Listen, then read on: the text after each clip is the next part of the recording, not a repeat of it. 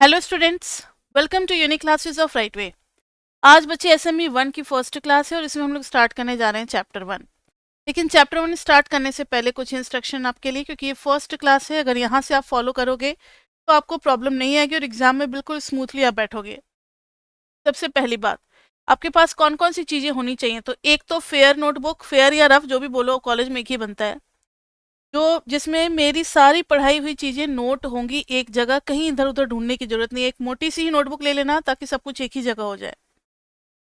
दूसरा, कुछ fair notebook या कुछ रफ नोटबुक, या फिर कुछ पेजेस जो बच जाते हैं कहीं से फाड़ वाड़ करके, वो कुछ पेजेस रख लेने हैं, रफ पेजेस। कैलकुलेटर जरूर होना चाहिए हर क्लास में। उसके बाद से pen, pencil, eraser, highlighter, pen वगैरह ये सब तो होना ही चाहिए। साथ में होना चाहिए एक पानी की बॉटल। खाने के लिए अगर आप कुछ हो तो कुछ मीठा या कुछ ऐसा रख सकते हो, क्योंकि 1-1.5 घंटे जब क्लास में बैठना होता है ना स्क्रीन के सामने, तो हेडेक सा होने लगता है। बच्चों को पता नहीं लगता, उन्हें लगता है स्क्रीन पे देखने से हेडेक हो रहा है, बट वो हेडेक किसकी वजह से हो सकता है? डिहाइड्रेशन की वजह से हो सकता है। बीच बीच में आपको एक एक सिप पानी पीना पड़ेगा। ठीक है बच्चे? तो ये इतनी सारी बातें हो गई। और क्लास में हम लोग एक मॉडरेट स्पीड रखेंगे ताकि सभी बच्चे नोट कर पाएं। बहुत फास्ट हम लोग नहीं पढ़ाते, एक मॉडरेट स्पीड से पढ़ाते हैं। जो फास्ट बच्चे होंगे वो अपना साथ में कुछ कैलकुलेशंस भी करते रहेंगे, उनके लिए थोड़ा इजी हो जाएगा क्लास, कोई दिक्कत नहीं है। ये सारी बातें हैं। और हर क्लास में आपको रिवाइज करके बैठना है। जो शुरुआत में 5-10 मिनट ज्वाइन करने में या मीटिंग क्रिएट करने में जो टाइम लगता है, वो 10 मिनट आपका नोटबुक पलटने के लिए होता है कि लास्ट क्लास में मैम ने क्या पढ़ाया था। क्योंकि स्टैटिस्टिक्स हर टॉपिक एक दूसरे से रिलेटेड है। यानी चैप्टर 1 नहीं पढ़ोगे तो चैप्टर 2 नहीं पढ़ पाओगे, 1-2 नहीं पढ़ोगे तो 3 नहीं पढ़ पाओगे, 1-2-3 नहीं पढ़ोगे तो 4 नहीं पढ़ पाओगे, लाइक दिस वे। तो हर चैप्टर पिछले सारे चैप्टर पे क्या है? डिपेंडेंट है। इसलिए आपको ये रिवाइज करके बैठना ही पड़ेगा हर क्लास में। स्टार्ट करें बच्चे अब आज की क्लास। आज हम लोग चैप्टर 1 स्टार्ट करें, बेसिक ऑफ स्टैटिस्टिक्स। आपकी बुक लगी है डिवोर, जो कि इंजीनियरिंग के लिए है बुक। तो डिवोर पढ़ने से पहले ना बच्चों को एक और पेपर पढ़ाया जाता है, बेसिक्स ऑफ स्टैटिस्टिक्स। लेकिन आप लोगों को वो पेपर पढ़ने का मौका नहीं मिला है, तो कुछ छोटी मोटी बातें हैं जो आपको पता होनी चाहिए डिवोर का बुक टच करने से पहले। वो बेसिक्स हम लोग आपको अलग से पढ़ाएंगे जो डिवोर में नहीं है, लेकिन आपको आना चाहिए, कहीं भी कभी भी यूज हो जाता है। तो इसलिए बेसिक्स ऑफ स्टैटिस्टिक्स में हमारा अपना एक स्टार्ट करने का लेवल होगा, mean median mode. Mean median mode पढ़ाएंगे, फिर डिस्पर्शन पढ़ाएंगे, फिर स्क्यूनेस पढ़ाएंगे, कर्टोसिस पढ़ाएंगे। 3 जो बेसिक टॉपिक होते हैं वो पढ़ाने के बाद फिर डिवोर पे हम लोग आएंगे। ठीक है? तो बेसिक्स में हमारा अपना चलेगा। अभी आपको स्टार्टिंग में डिवोर से कुछ नहीं मैच होगा। बाद में आपका जब skewness moment and kurtosis complete हो जाएगा, फिर डिवोर से आपका मैच होने लगेगा।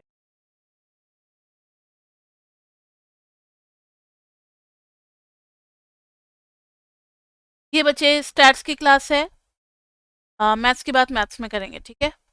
तो अभी आप देखें जरा,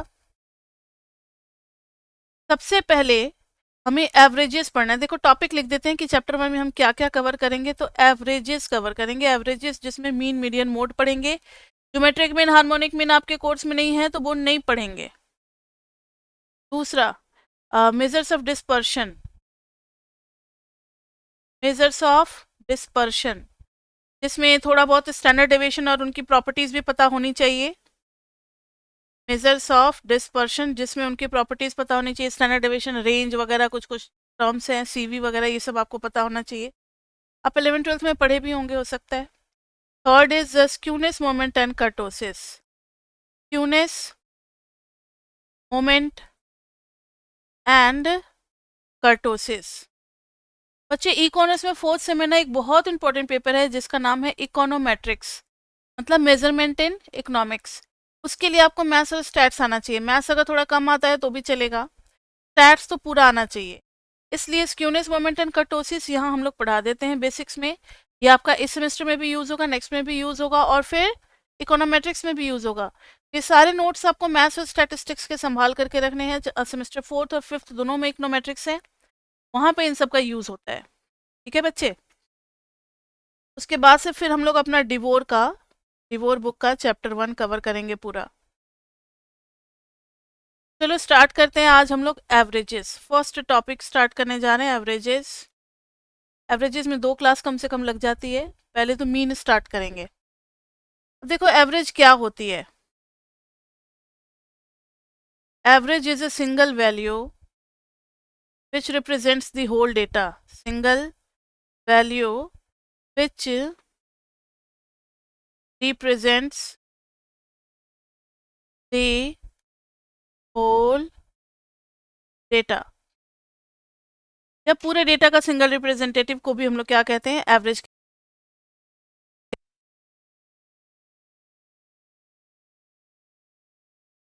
हम वॉइस नहीं आ रही है आपकी। बच्चे हम लोग बात कर रहे थे अभी जस्ट हाल ही में G20 समिट हुआ है हमारे इंडिया में, तो उसमें जैसे ब्रिटेन के पीएम आए थे, उनकी वाइफ आई थी। क्या कहा जाता है, हमारे ब्रिटेन, इंडिया के ब्रिटेन से बड़े अच्छे रिलेशन है, ये है वो है, लेकिन हुआ क्या रिलेशनशिप, सिर्फ एक हमारे प्राइम मिनिस्टर मोदी और वहाँ से ऋषि सुनक जो भी थे उनके बीच में सिर्फ बातचीत हुई। तो पूरा इंडिया और पूरा यूरोप कैसे इसमें इन्वॉल्व हो गया? Because our respected PM is representing whole India country. पूरे इतने करोड़ों पॉपुलेशन का वो एक सिंगल बंदा है जो रिप्रेजेंटेटिव है जब भी किसी दूसरे कंट्री के साथ बातचीत होगी। And Rishi Sunak is representative of UK. तो इन दोनों के बीच में जो भी बात होगी, जहां भी साइन करेंगे, दो कंट्री पूरे इन्वॉल्व हो जाएंगे। तो वैसे ही जब बहुत बड़ा डेटा होता है, जब बहुत बड़ी कंट्री है, तो अब हर इंसान को तो नहीं बात करवा सकते ना यूके के हर इंसान से, तो रिप्रेजेंटेटिव जाते हैं जो कि सिंगल बंदा होता है। तो डेटा में भी वही होता है, डेटा में 1000, 2000, 500, 200 ऐसे कुछ ऑब्जर्वेशन होते हैं। अब सारे ऑब्जर्वेशन को तो हम नहीं स्टडी कर सकते एक साथ, उनका एवरेज निकालते हैं और दो एवरेज के बीच में कंपैरिजन होता है। दो एवरेज के बीच में जो भी कंपैरिजन होता है उसके बेसिस पे हम कुछ अपना डिक्लेयर करते हैं रिजल्ट, या कुछ इन्फॉर्मेशन हम तैयार करते हैं कि ऐसा ऐसा है इसलिए ऐसा है। अब मान लो अगर मुझे किसी दो कंट्री का कंपेयर करना हो इकोनॉमी, तो हम एक इंडिया से बहुत बड़े किसी रईस इंसान का ले लेते हैं कि इनकी सैलरी इतनी है, और यूएसए से एक सिंपल सा क्लर्क का ले लेते हैं मिडिल क्लास का, और फिर हम कहेंगे कि अरे इंडिया बहुत आगे है क्योंकि इंडिया बहुत रिच है। तो आप कंपैरिजन गलत कर रहे हो। आप इंडिया से एक ऐसे इंसान को चुन रहे हो जो बहुत अमीर है, और यूएसए से एक मिडिल क्लास बंदे को चूज कर रहे हो, तो रिजल्ट गलत आएगा। होना क्या चाहिए कि इंडिया में आप टोटल सैलरी ऐड करोगे तो हो सकता है कि यूएसए की टोटल सैलरी से ज्यादा हो, लेकिन इंडिया में इतना बड़ा पॉपुलेशन है कि पर हेड इनकम क्या हो जाता है, कम, एवरेज इनकम कम हो जाता है। तो यूएसए से जब आप कंपेयर करोगे तो आपका एवरेज इनकम कम है, तो फिर आपका लोअर स्टैंडर्ड ऑफ लिविंग होगा। तो एक स्टैंडर्ड ऑफ लिविंग भी एक पैरामीटर होता है टू चेक या to study the development phase of economy. तो हम कहेंगे कि इंडिया की जो इकोनॉमी है वो थोड़ा सा, India is less develop than USA, या उल्टा भी आप कर सकते हो, आपको जो अच्छा लगे। तो ये मतलब हो गया सिंगल रिप्रेजेंटेटिव की जरूरत क्यों होती है, पूरे डेटा को रिप्रेजेंट करने के लिए एक सिंगल चाहिए, उसके लिए हम लोग एवरेज निकालते हैं, उन्हीं का रिप्रेजेंटेटिव होता है ये। अब एवरेज कितने टाइप्स के होंगे, तो टाइप्स ऑफ एवरेजेस होते हैं, ये जो हम आपको स्टैटिस्टिक्स पढ़ा रहे हैं ना, ये मतलब स्टैटिस्टिक्स एमए में भी पढ़ाई जाती है, हर जगह पढ़ाई जाती है। आप एमबीए करोगे, कुछ भी करोगे, एक्चुरियल करोगे, हर जगह ये स्टैटिस्टिक्स पढ़ाई जाएगी, इसलिए स्टैट्स का तो नॉलेज कभी भी बेकार नहीं जाता, इसको आप रख लें। पहला है मीन, इसको कि हम लोग रिप्रेजेंट करेंगे एक्स बार से। दूसरा है मीडियन, हमारे बुक में एक्स और वेव लाइक साइन जिसको टिल्डे बोलते हैं उससे रिप्रेजेंट करते हैं, या फिर मीडियन कुछ बुक्स में एमई भी होता है।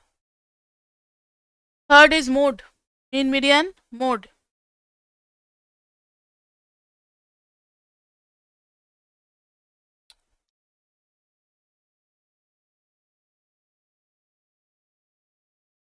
पेन का सेंसर ही काम नहीं कर रहा, जस्ट अ मिनट बच्चे। थ्री मोड, मोड को रिप्रेजेंट करते हैं एमओ से। फिर होता है ज्योमेट्रिक मीन, फिर होता है हार्मोनिक मीन। लेकिन अभी हमें नहीं पढ़ना ज्योमेट्रिक मीन और हार्मोनिक मीन, तो हम पढ़ेंगे सिर्फ तीन एवरेजेस के बारे में। तो स्टार्ट करते हैं, पहला एवरेज मीन। मीन जिसको कि हम एरिथमेटिक मीन के नाम से भी जानते हैं, किस नाम से जानते हैं, एरिथमेटिक मीन।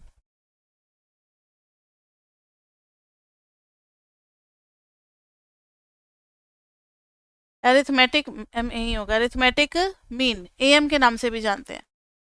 एरिथमेटिक मीन निकालने के बहुत सारे मेथड है, क्योंकि डेटा भी बहुत टाइप का होता है। तो सबसे पहले डेटा के बारे में हमें जानना पड़ेगा एरिथमेटिक मीन से पहले, कि डेटा होता क्या है, डेटा क्या होता है, फिर एरिथमेटिक मीन पे आएंगे। तो डेटा क्या होता है बताओ, collection of raw information, collection of raw information which is used for further calculation, which is used for further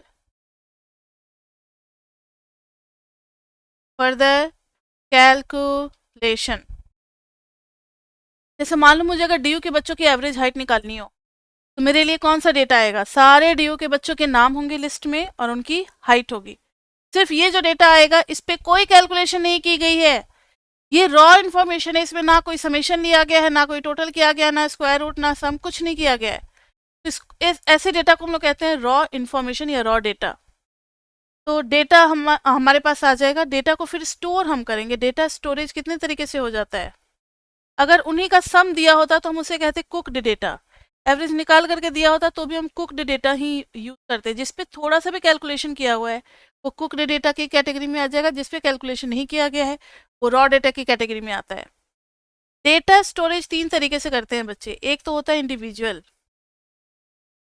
individual जब हम थोड़ा भी रिलैक्स नहीं कर सकते, हर बंदे का एक एक इन्फॉर्मेशन बहुत कॉन्फिडेंशियल है हमारे लिए, उससे हम छेड़छाड़ नहीं कर सकते, तब इंडिविजुअल रखते हैं।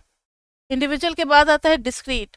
अगर किसी का रिपीट कर रहा है तो everybody is equal to us. जिनका भी सैलरी अगर 50,000 है तो सारे 50,000 वाले बंदे एक समान हैं अगर हमारे लिए, तो उनको हम डिस्क्रीट में रख सकते हैं। इंडिविजुअल में क्या होगा, 50,000 के अगर 10 बंदे हैं तो 10 बंदों की अलग अलग कैटेगरी है, सबका अलग अलग इन्फॉर्मेशन रखना जरूरी है, तो इंडिविजुअल में रखेंगे।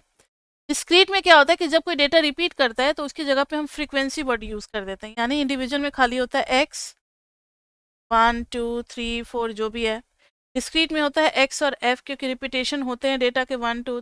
मान लो 1 आया है 5 टाइम्स, 2 आया है 6 टाइम्स, 12 टाइम्स, या 9 टाइम्स। डिस्क्रीट इसको कहते हैं। कॉन्टिन्यूअस में क्या होता है, लगभग डेटा का एक रेंज होता है, रेंज ऑफ वैल्यूज जब आपके लिए मैटर करता है, थोड़ा बहुत वेरिएशन चलेगा, सबको एक समान मान लेते हैं। तो आ जाता है हमारे पास क्लास और फ्रीक्वेंसी। याद आ गया सब कुछ? 10 to 20 में 5 डेटा है, 20 to 30 में 6 डेटा है, लाइक दिस वे। तो ऐसे डेटा 3 टाइप के डेटा है हमारे पास, इंडिविजुअल, डिस्क्रीट एंड कॉन्टिन्यूअस। अब ये चलता रहेगा हर जगह, हर जगह इंडिविजुअल, डिस्क्रीट एंड कॉन्टिन्यूअस में अलग अलग मेथड होंगे, अलग अलग तरीका होगा पढ़ने का। ठीक है, तो डेटा और डेटा स्टोरेज समझ में आ गया सभी को। तो सिंगल इंफॉर्मेशन को क्या बोलते हैं बता देते हैं, हो सकता है आपको ना पता हो। डेटम। सिंगल इंफॉर्मेशन को क्या बोलते हैं? डेटम। यानी अगर एक बच्चे का डेटा मिसिंग है, हम बोलेंगे where is the datum of X person. ये हम लोग लैंग्वेज यूज करेंगे डेटम, डेटा नहीं यूज करेंगे। डेटा यूज कर देते हैं, लोग डाटा बोलते हैं, सब चलेगा, लेकिन डेटा बोलते हैं और सिंगल पर्सन का डेटम बोलते हैं। ठीक है, तो अब तीनों टाइप के सीरीज में, इंडिविजुअल सीरीज, अच्छा डेटा सीरीज, सीरीज है, सब में सीरीज लगा लो, डिस्क्रीट सीरीज और कॉन्टिन्यूअस सीरीज। तीनों टाइप के सीरीज में अलग अलग मेथड होंगे, मीन के, मीडियन के और मोड के। तो सबसे पहले हम लोग पढ़ने जा रहे हैं मीन। क्या पढ़ने जा रहे हैं? मीन। जब मीन पढ़ने चलोगे तो 3 टाइप के सीरीज मिलेंगे आपको। पूछेगा ना भाई किस में पढ़ना है, डिविजन में, डिस्क्रीट में, या फिर कॉन्टिन्यूअस में। तो इंडिविजुअल में भी आप पढ़ सकते हो मीन, डिस्क्रीट में भी कर सकते हो मीन, कॉन्टिन्यूअस में भी कर सकते हो। इंडिविजुअल में there are 2 methods, direct, shortcut. 2 method होते हैं। इसमें भी डायरेक्ट और शॉर्टकट होते हैं। डायरेक्ट होता है शॉर्ट कट। पहला है डायरेक्ट, दूसरा है शॉर्टकट, अगर स्पेलिंग ना समझ में आए तो पूछ लेना। तीसरा है step deviation method, step deviation method. तो टोटल हो गए 2 2 4 3 7, तो टोटल 7 मेथड्स मीन निकालने के अभी हम लोग देखने चल रहे हैं। रेडी हो आप लोग? यस मैम, ठीक है। चलो इंडिविजुअल में सबसे पहले पढ़ते हैं। अभी तो हमें सिर्फ मेथड समझना है ना, छोटा ही डेटा से भी काम चला सकते हैं। मान लो एक्स में है 1 2 3 4 5, तो डायरेक्ट मेथड कहता है कि आपको अगर मीन निकालना हो तो मीन के लिए समेशन x बाई एन कर लो। सिंपल, सबसे सिंपल मेथड। जब इंसानों ने पहली बार दिमाग लगाना शुरू किया होगा ना, सिविलाइज्ड होने लगे होंगे, आपस में लड़ाई होती होगी, यार मेरे पास इतने कॉइन है, तुम्हारे पास कितने हैं। कॉइन की बात छोड़ो, मैंने इतने जानवर हमारे शिकार करके लाते होंगे, तो सबको इक्वल इक्वल मासेज या पीसेस बांट दिए जाते होंगे ताकि किसी की किसी से लड़ाई ना हो। कबीले का सरदार बांटता होगा सबको। तो उस टाइम में भी एवरेज में यही होता होगा कि टोटल मास को जमा करो and divide equal mass to each one of them. वहीं से एवरेज का कॉन्सेप्ट स्टार्ट हुआ होगा। ठीक है। या फिर जब पहली बार कुछ खेती वेती की होगी तो सबको इक्वल डिस्ट्रीब्यूट कर दो जिसने कंट्रीब्यूट किया है। एवरेज का कॉन्सेप्ट भले ही मैथमेटिकली नहीं था, लेकिन दिमाग में कहीं ना कहीं उसका बेस बन चुका था। तो वो यही है, mean is equal to summation X by N. बहुत ही बेसिक फॉर्मूला है। तो उस हिसाब से जब आप निकालोगे तो जब समेशन एक्स करोगे तो 1 + 2 + 3 + 4 + 5 कितने हैं? 5 ऑब्जर्वेशन है। N is number of observation, याद रखना हमेशा। तो 5 4 9 3 12 2 14 1 15 15 बाई 5 इज इक्वल टू 3। आ गई हमारी एवरेज 3। तो this was direct method. Next is shortcut method. Exam में कुछ लिखा हुआ नहीं आता कि आपको किस मेथड से करना है। ये आपकी मर्जी के ऊपर है कि आप कौन सा मेथड लगाते हो। कभी कभी ना डेटा काफ़ी बड़े हो जाते हैं, लाइक 112, 113, 114, 117, 119। तब क्या किया जाए? तब कहा जाता है शॉर्टकट मेथड में कि आप सारे डेटा को लिख दो। तब अगर मोर और लेस एक के आसपास है, देखो ना, तब किसके आसपास लग रहे हैं? 110 के आसपास लग रहे हैं।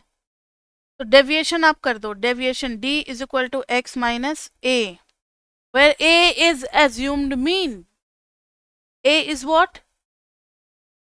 एज्यूम्ड मीन, जो कि आप कुछ भी ले सकते हो। हाँ, एज्यूम्ड मीन जरूरी नहीं कि जो है उसी में से आप लो, आप कहीं बाहर से भी ले सकते हो। बाहर से भी ले सकते हो, जैसे बाहर से आप 110 भी ले सकते हो। या फिर आप जो डेटा अवेलेबल है उसी में से कोई मिडिल वैल्यू भी ले सकते हो, लाइक मिडिल में मुझे अभी 114 दिख रहा है, इसको भी ले सकते हैं। तो आप इसको ना अंडरलाइन कर देना और लिख देना ए। पता लग जाएगा कि आपने ए किसको लिया है, 114 को लिया है। अब डी कितना आएगा बताना बच्चे। 112 माइनस 114 कितना आ जाएगा? -2, -1, 0, 3, 5।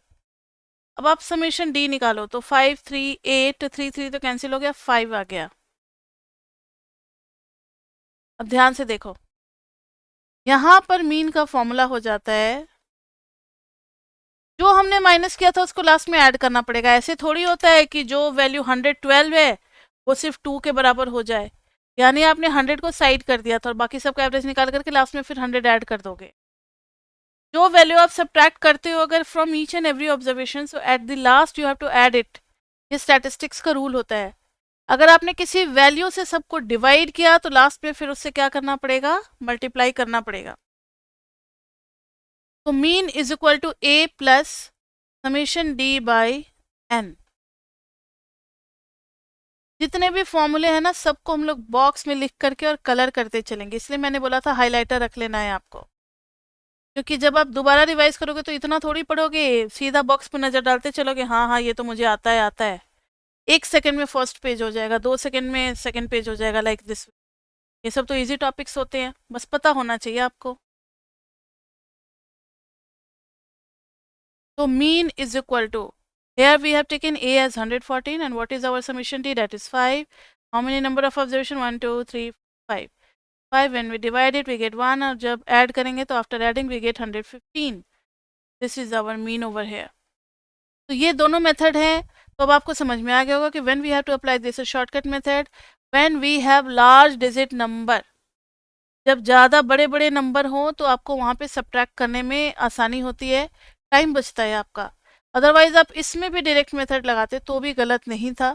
जब ना याद आए, दिमाग में ना कुछ चले, तो आप सीधा पहला बेसिक मेथड लगा सकते हो, समेशन एक्स बाई एन। ये था इंडिविजुअल में 2 मेथड्स।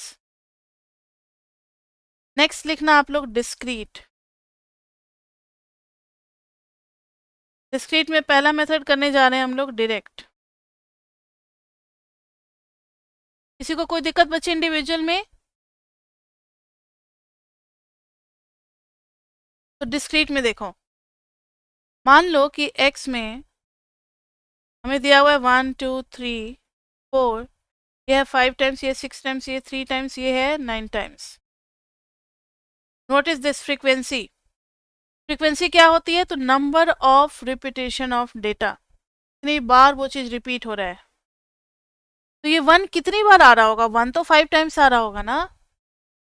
जब आप डेटा को एक्सपैंड करोगे तो आपको 1 1 1 1 1 दिखेगा, फिर 2 2 2 6 टाइम्स दिखेगा, फिर 3, फिर 4 4 4 4 4।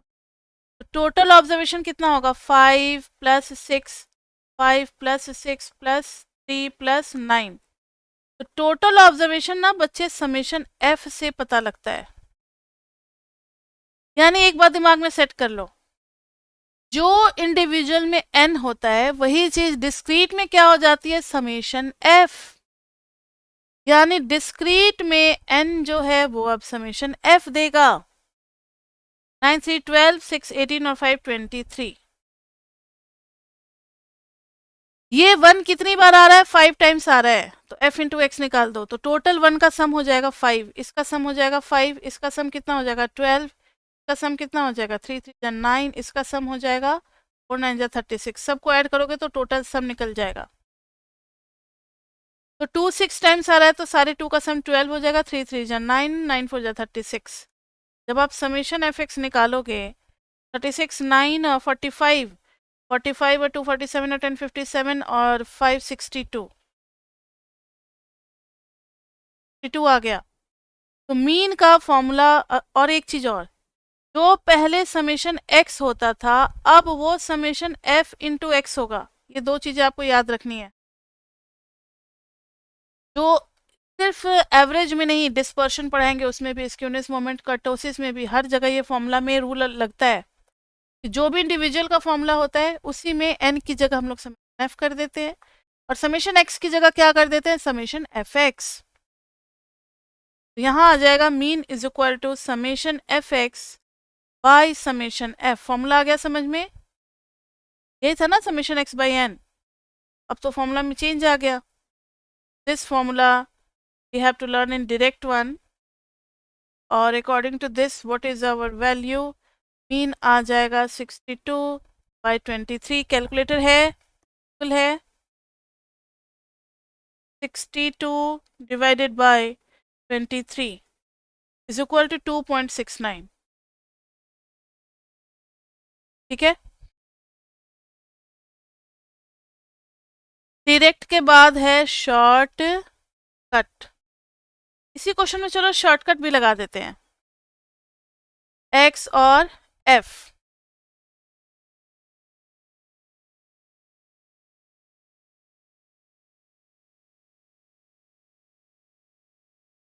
X is 1 2 3 4, F is 5639 5639। Shortcut कहता है कि पहले आपको डेविएशन ले लेना चाहिए x माइनस ए। पहले आपको क्या ले लेना चाहिए? डेविएशन x माइनस ए। किसको a ले जरा बताना? x में से किसी एक को a लेना है। आप ही लोग बताओ, जो बोलोगे उसी को a लेंगे, जल्दी बोलो। चलो 2 को बोल रहा है, 2 को ले लेते हैं a। बगल में आप लिख दोगे अंडरलाइन करके, क्योंकि आपके पास हाईलाइटर नहीं होगा, a। जब d निकालोगे तो 1 minus 2 minus 1, 2 minus 2 0, 3 minus 2 1, 4 minus 2 2। लेकिन याद रहे ये सिंगल 1 का डेविएशन -1 है, लेकिन ऐसे कितने 1 हैं? 5 है। 1 1 1 1 1। तो सबका टोटल डेविएशन कितना हो जाएगा? एफ डी करना पड़ेगा, -5 0, हाँ 3 9 2 18। मैंने क्या कहा था कि जो भी इंडिविजुअल में समेशन होता है, जो भी इंडिविजुअल में समेशन होता है उसके साथ पहले f मल्टीप्लाई करना है, फिर समेशन लेना है। इस बार फ्रीक्वेंसी भी है। तो एफ डी का समेशन आ गया, कितना आ गया? समेशन एफ डी जरा निकालो तो, और समेशन आ चुका है 18 और 3 21, ठीक है 16, और समेशन एफ तो वही रहेगा 23। यहाँ फॉर्मूला हो जाएगा बच्चे a plus summation F D by summation f, a plus summation F D by summation f, a है 2, summation F D is 16 by summation f is 23। Solve करो तो जरा, सेम टू सेम आ रहा है, नहीं नहीं 2.69 आ रहा है, देखो आ गया ना सेम टू सेम। ये हो गया हमारा इंडिविजुअल और शॉर्टकट किस में, डिस्क्रीट में। इसके बाद से चलते हैं कॉन्टिन्यूअस में। कॉन्टिन्यूअस में क्या आ जाएगा बताओ, क्लास आ जाएगी ना। कॉन्टिन्यूअस में पहला हम लोग करने जा रहे हैं डायरेक्ट मेथड।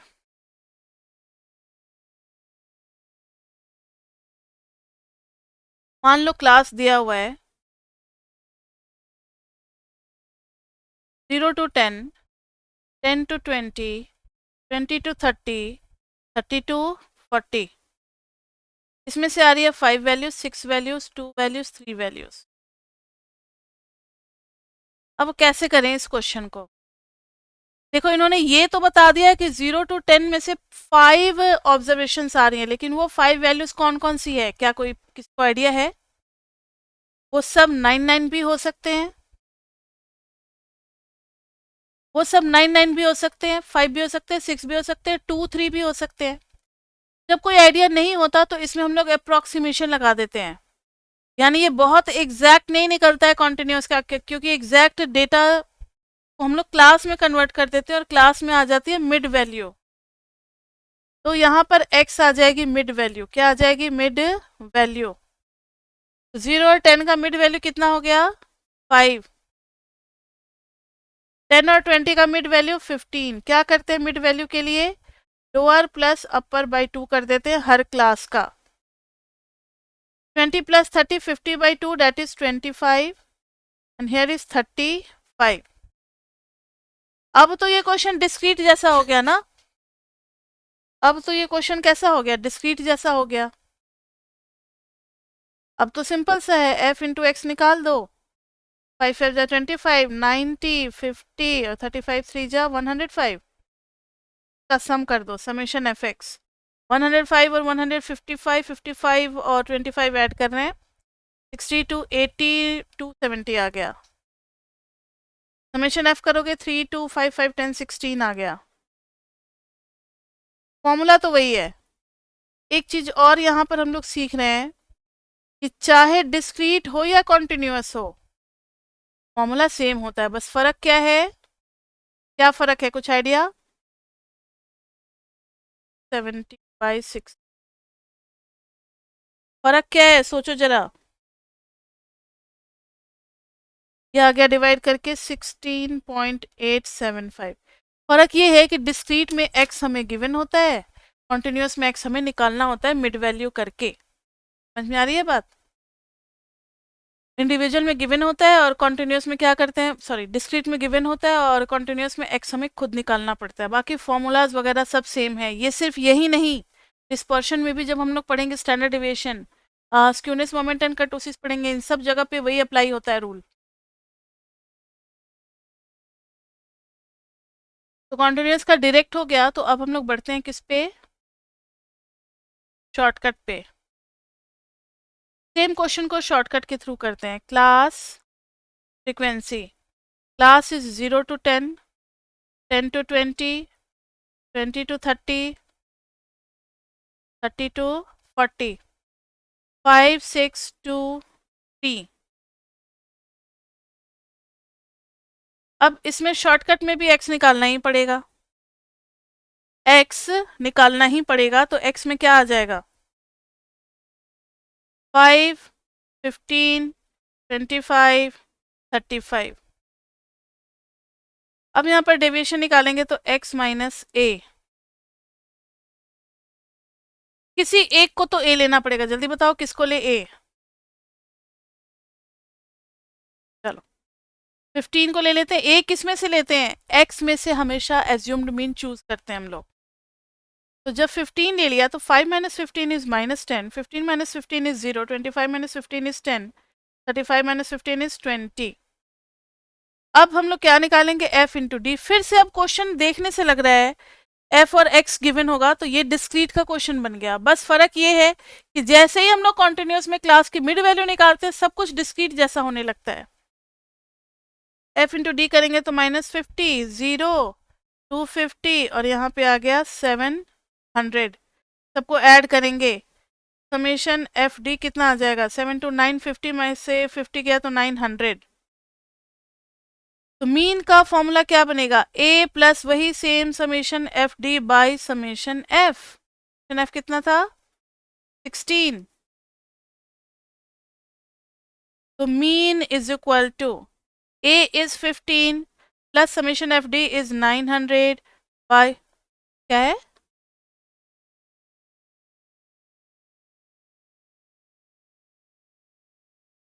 अच्छा एक मिनट रुक जाओ, हाँ जी मैं गलत निकाल दिया। एफ डी निकालना था ना, तो इन दोनों को मल्टीप्लाई करना है। एक मिनट, इन दोनों को मल्टीप्लाई करना है। तो 5 से करेंगे तो -50, 0, 20 और 60। 60 टू 80 हो गया, 80 में से 50 गया तो कितना आ गया, 30। तो 30 बाई आ जाएगा 16। तो जरा निकालो, तो 30 by 16, 30 divided by 16 is equal to कितना आ रहा है,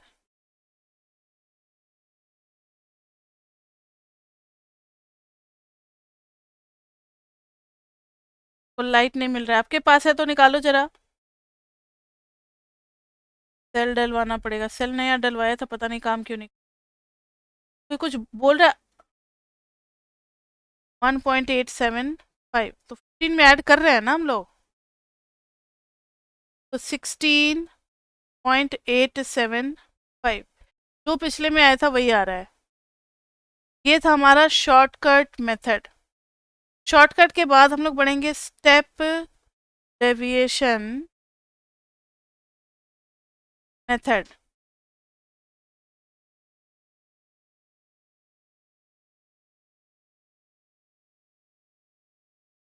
अब बच्चे देखते हैं स्टेप डेविएशन मेथड।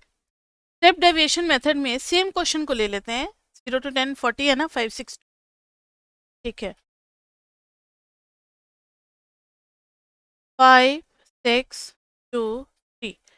क्लास है हमारे पास 0 to 10, 10 to 20, 20 to 30, 30 to 40। Step deviation में कहता है कि सब कुछ सेम टू सेम चलेगा। एक्स मिड वैल्यू निकालेंगे, 5, 15, 25, 35। एक डेविएशन निकलेगा जो कि निकलेगा x माइनस ए अगर 15 ले लेते हैं तो ये निकलेगा 5 माइनस 15 -10, 0, 10 और 20। क्या इन डेविएशन में कोई एक कॉमन फैक्टर दिख रहा है जो सबका फैक्टर हो? लार्जेस्ट कॉमन फैक्टर क्या है, हाइट यानी कि 10। लार्जेस्ट कॉमन फैक्टर यहाँ पर 10 है। ये हो जाएगा, आ गया जस्ट अ मिनट, ये जो है ही बनेगा x minus A by H. H जो है वो होती है बच्चे क्लास हाइट, क्लास विड्थ या फिर क्लास इंटरवल, तीनों नाम से जाना जाता है। क्लास हाइट जो है वो अपर माइनस लोअर हो जाती है, तो हर क्लास का माइनस करोगे, यहाँ भी 10 आ रहा है, यहाँ भी 10, यहाँ भी 10, यहाँ भी 10, तो 10 आ जाएगी वैल्यू, 10 आ जाएगी वैल्यू। तो दो दो डी आ रहे हैं तो इसको इंटरमीडिएट डी बोलते हैं, और फाइनल डी हो जाता है x minus A by H. सबको 10 से डिवाइड करोगे तो और वैल्यू छोटी हो गई। अब आप कहोगे मैम यहाँ पर तो ज़्यादा फायदा दिख नहीं रहा, 10 से मल्टीप्लाई करना, 1 से मल्टीप्लाई करना बात एक ही है। लेकिन कभी कभी ये सब 14 से डिवाइड होते हैं, 13 से डिवाइड होते हैं, 25 से डिवाइड होते हैं, तो बहुत छोटे छोटे वैल्यूज आ जाते हैं जो कि ईजी होता है कैलकुलेशन में। तो स्टैटिस्टिक्स में बहुत सारे मेथड होते हैं, काम तो बेसिक से भी चल सकता है जो सबसे पहला फॉर्मूला होता है, लेकिन बहुत सारे मेथड इसलिए बताए जाते हैं कि आपका टाइम बचे और लेबर बचे, इसलिए। अब f इंटू डी निकालोगे तो देखो इसको इससे मल्टीप्लाई करेंगे, -5, 0, 2, 3 2 जा 6, ऐड करोगे तो 6 2 11 माइनस 5 कितना आ गया, 6 आ गया। अब ध्यान दो फॉर्मूला कैसे तैयार होगा इसका। आपने कुछ सब्ट्रैक्ट किया था तो ऐड तो करेंगे, a plus summation F D by summation F.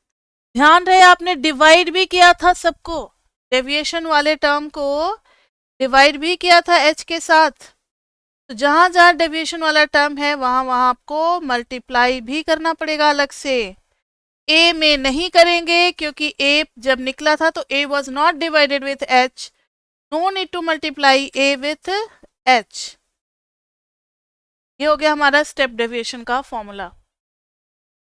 उस फॉर्मूले के अकॉर्डिंग अगर हम निकालना चाहें तो मीन इज इक्वल टू ए कितना था, 3 था ना ए, summation F days 6, summation f is 3 2 5 6 11 5 6, H is 10। तो वही पिछले वाला कैलकुलेशन नहीं आ गया, 50 प्लस 60 बाई 60। हाँ जी, अच्छा अच्छा ठीक है 8 माइनस 5 3 3 3, मिल गया रुक जाओ, 3, this will be 3, same to same calculation नहीं आ गया तो दिस विल बी 3.875 था, 875, 3.875।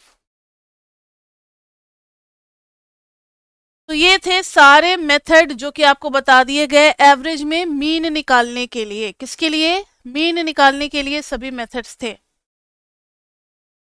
अब इसके बाद हम लोग करेंगे properties of arithmetic mean. Method में किसी को कोई प्रॉब्लम, इंडिविजुअल का देख लिया, डिस्क्रीट का देख लिया, कॉन्टिन्यूस का देख लिया। अब हम लोग करने जा रहे हैं put the heading mathematical properties of arithmetic mean. ये तो आपके डिवोर में भी है, एक दो प्रॉपर्टीज है बस, फर्स्ट और सेकंड है, बाकी नहीं है। Mathematical properties of arithmetic mean, जिसको कि हम लोग एक्स बार से भी रिप्रेजेंट करते हैं, रिप्रेजेंट करते हैं एक्स बार से। पहली property,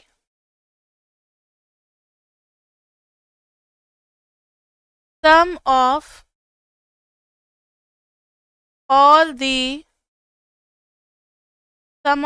the deviations taken from actual mean is always 0। इकोनर्स वाले बच्चों को तो इसका प्रूफ भी पढ़ना है, प्रूफ भी आता है पेपर में, लेकिन पहले इसका मीनिंग तो समझ लें ये है क्या। इसका यूज तो हर जगह होगा, डिस्पर्शन पढ़ेंगे उसमें भी, स्क्यूनेस में भी होगा, हर चैप्टर में इसका यूज होगा। ध्यान से सुनो, mathematically sum of what, deviation, and deviation taken from where, from actual mean। x minus x mean is always 0, तो 0। sum of x minus x mean is 0। Clear, meaning तो ये हो गया, लेकिन एक एग्जाम्पल के थ्रू वेरिफिकेशन कर सकते हैं। एग्जाम्पल फिर प्रूफ करेंगे। एग्जाम्पल में मान लो 1 2 3 4 5, इसका मीन क्या होगा, समेशन x करेंगे 15, मीन करेंगे तो 15 बाई 5 इज इक्वल टू 3। तो आप डेविएशन मीन से ले लो ना, यानी 5 से डेविएशन लो, 3 से डेविएशन लेना है, तो 1 माइनस 3 माइनस 2 माइनस 1 0 1 और 2, सम करके जरा देखना, ये आ रहा है 0। ये कोई इत्तेफाक नहीं है। अब आप कहोगे कि मैम आप बड़े चालू हो, आपने वही आसान सी वैल्यूज ले ली 1 2 3 4 5, बड़ी आसानी से दिखला दिया। नहीं बच्चे, ये यूनिवर्सल ट्रुथ है, हर डेटा के लिए लगता है, चाहे आप कितना भी कॉम्प्लेक्स वैल्यू ले लो, सब में ये हमेशा एप्लीकेबल होगा, ये समेशन 0 आना ही आना है। इसका प्रूफ देखें, प्रूफ करें।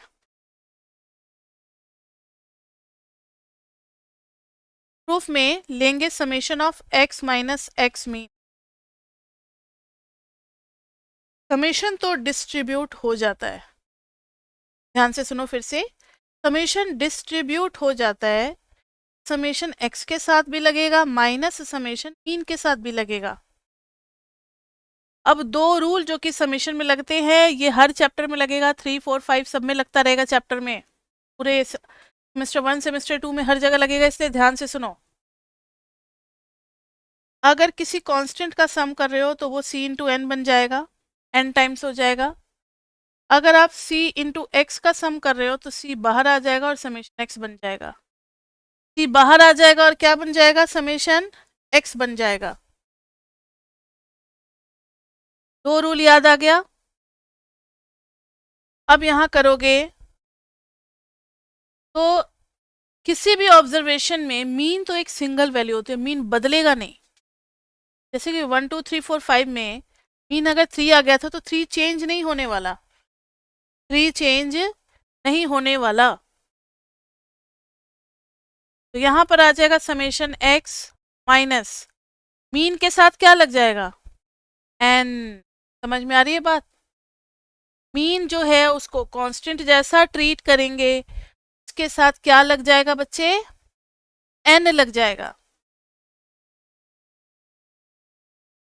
अब जरा देखो, मीन इज इक्वल टू होता है समेशन x बाई एन, तो इससे समेशन x क्या आ जाएगा, समेशन x क्या आ जाएगा, n into mean.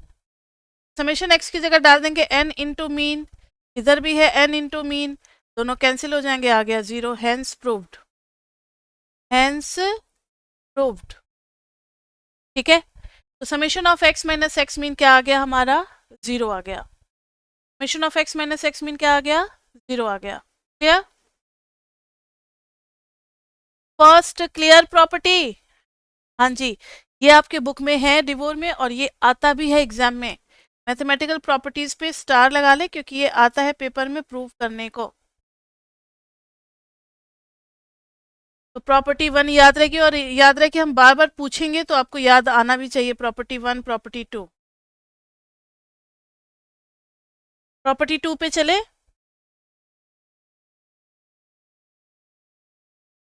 Some of square of sum of square of all the deviations is minimum if deviations are taken from actual mean। अब ध्यान से सुनो, इसका क्या मतलब हुआ। Sum of square of is minimum, भाई किसका स्क्वायर, डेविएशन का। मिनिमम अगर हमने एज्यूम्ड मीन की जगह क्या ले लिया होता है, एक्चुअल मीन। यानी आप ए की जगह वैल्यू चेंज करते रहो, सबसे छोटी समेशन वहीं पे आएगी जहां पर आपने ए की जगह एक्स बार पुट किया होगा। नहीं समझ में आया तो वेरिफिकेशन देखो एग्जाम्पल के थ्रू। एक्स में ले लेते हैं हम लोग 1 2 3 4 5, एक्स में ले लिया 1 2 3 4 5।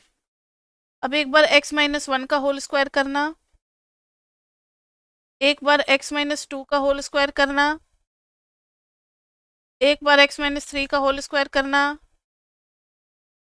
एक बार x माइनस 4 का होल स्क्वायर करना, एक बार x माइनस 5 का होल स्क्वायर करना। सबका सम करना है, करें। 1 माइनस 1 0 का स्क्वायर 0, 2 माइनस 1 1 का स्क्वायर 1, 3 माइनस 2 2 का स्क्वायर 4, 4 माइनस 1 3 का स्क्वायर 9। इधर देखो कैसे सोच रहे हैं, 5 माइनस 1 4, 4 का स्क्वायर 16।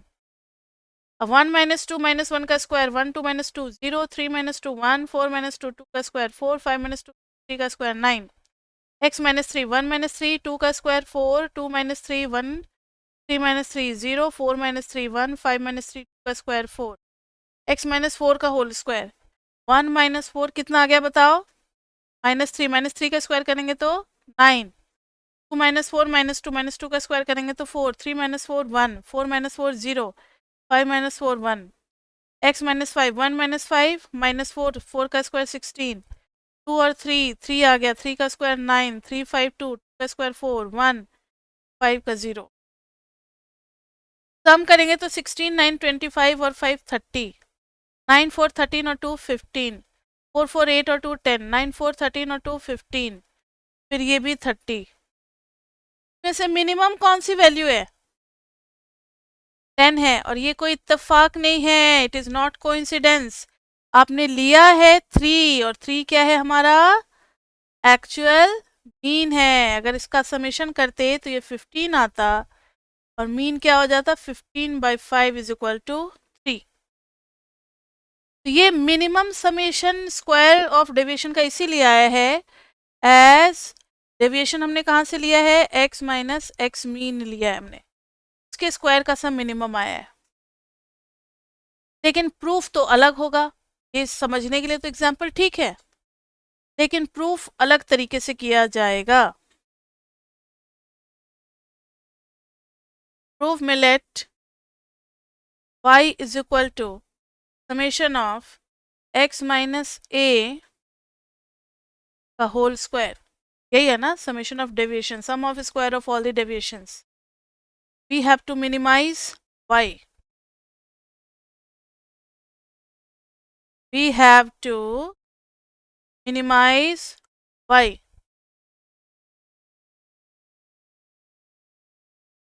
तो ये लास्ट ही है प्रूफ। इसके बाद जो प्रॉपर्टी हम लोग करेंगे ना वो नेक्स्ट क्लास में करेंगे, तो प्रूफ देख लो, क्योंकि एक पहली क्लास में इतना ओवरडोज नहीं करना चाहते। मैं स्टैटिस्टिक्स थोड़ा सा बोरिंग और ड्राई सब्जेक्ट माना जाता है, जिसमें कुछ इंटरेस्टिंग होता नहीं है, बस कैलकुलेशन किए जा रहे हैं, फॉर्मूला किए जा रहे हैं, क्या कर रहे हैं कब कर रहे हैं इतना कुछ समझ में नहीं आता।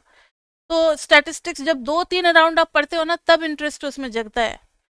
फर्स्ट टाइम में स्टैटिस्टिक्स में उतना इंटरेस्ट नहीं आता, लेकिन आपको लगाना पड़ेगा क्योंकि आप इकोनॉमिक्स लिए हो सकता है आपको दोबारा पढ़ने का टाइम ना मिले। यहाँ देखो, we have to minimise y। तो मिनिमम के लिए क्या करते हैं? अब देखो एमएमई का यूज आ गया। मिनिमम के लिए निकालेंगे हम लोग dy बाई डी ए, क्योंकि हमें a की वैल्यू ढूंढनी है, x की नहीं, a की वैल्यू सर्च करनी है। ये हो जाएगा समेशन, 2 आ जाएगा नीचे, x माइनस ए और a का क्या आ जाएगा? -1। और फर्स्ट डेरिवेटिव को हम लोग किससे इक्वेट करते हैं? 0 से ना। जब 0 से इक्वेट करेंगे तो -2 summation of x minus A is equal to 0। -2 उधर गया, 0 हो गया, समेशन x और माइनस क्या हो जाएगा? a के साथ क्या आ जाएगा? Summation a is equal to 0। क्या आ जाएगा? समेशन x a के साथ आ जाएगा n इक्वल टू 0। तो फिर a की वैल्यू क्या आ जाएगी? Summation x is equal to a n, a is equal to आ जाएगा समेशन x बाई n, जो कि हो जाएगा x बार। तो ध्यान से सुनो, dy बाई dx आ गया 0, तो एक स्टेशनरी वैल्यू तो मिल गई। लेकिन इससे ये थोड़ी प्रूव हो जाता है कि ये मिनिमम ही देगा। अगर मैक्सिमम दे दिया तो इसके लिए क्या निकालेंगे? Second derivative.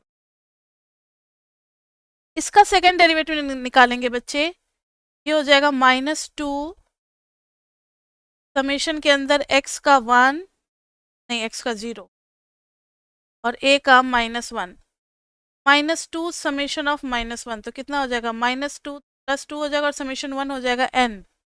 अब बताओ कि 2 इंटू नंबर ऑफ ऑब्जर्वेशन तो हमेशा पॉजिटिव होगा ना। ये कैसे किया? तो ये रूल बताया नहीं था कि कांस्टेंट का जब भी समेशन होगा तो उसके साथ n लग जाएगा। -1 कितनी बार ऐड होगा? जितना नंबर ऑफ ऑब्जर्वेशन होगा। -1 इंटू n क्या हो जाएगा? -n, तो हो जाएगा +2n। ये हमेशा ग्रेटर देन 0 होगा। तब लिखेंगे since second order derivative is greater than 0, तो इट इज केस ऑफ, इसका केस है मिनिमा का। सो जो स्टेशनरी वैल्यू मिली थी, so a is equal to x bar gives us minimum y, यानी y मतलब क्या? वही sum of square of all the deviations. ये मिनिमम होगा अगर हम डेविएशन कहाँ से लेंगे? x बार से लेंगे तब। समझ में आई बात? तो ये इसका प्रूफ था। इसके बाद से बच्चे कंबाइंड मीन पढ़ाया जाता है, करेक्शन ऑफ मीन पढ़ाया जाता है, और change of origin and change of scale का इफेक्ट क्या होगा अरिथमेटिक मीन पे।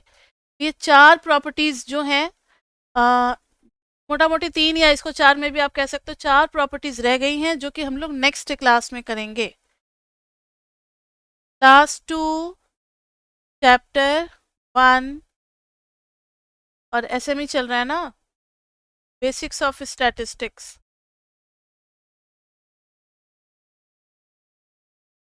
इसमें हम लोग प्रॉपर्टी थर्ड करेंगे किसका, अरिथमेटिक मीन का।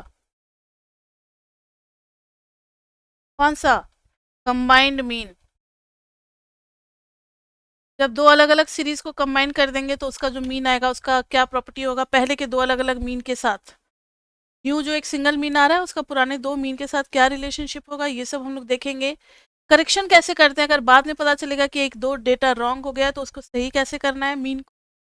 फिर effect of change of origin, मतलब अगर सब में सेम चीज ऐड कर दे या सब में कॉमन चीज माइनस कर दे तब मीन पे क्या फर्क होगा। सब में अगर सेम चीज से मल्टीप्लाई या डिवाइड कर दे जिसको कहते हैं effect of change of scale, इसका क्या इफेक्ट पड़ेगा मीन पे, ये सब हम लोग देखेंगे नेक्स्ट क्लास में। उसके बाद नेक्स्ट क्लास में मीन की प्रॉपर्टीज करने के बाद मीडियन भी कर लेंगे। मीडियन में सिर्फ मीडियन ही नहीं पढ़ना, हमें क्वार्टाइल, डेसाइल्स, परसेंटाइल्स, बहुत ही अच्छा कॉन्सेप्ट है, ये भी पढ़ना है हमें। डेटा का निकालना होता है क्वार्टाइल, परसेंटाइल, डेसाइल्स, ये सब आपका मैथमेटिक्स और फाइनेंस में यूज हो। तो अभी तक के लिए बच्चे बस इतना ही, फिर मिलते हैं हम लोग नेक्स्ट क्लास में। तब तक के लिए bye bye bye bye bye bye. और एक चीज़ और, नेक्स्ट क्लास में आप रिवाइज करके ज़रूर बैठना। मिले फिर कल। तो that's all for today, bye bye.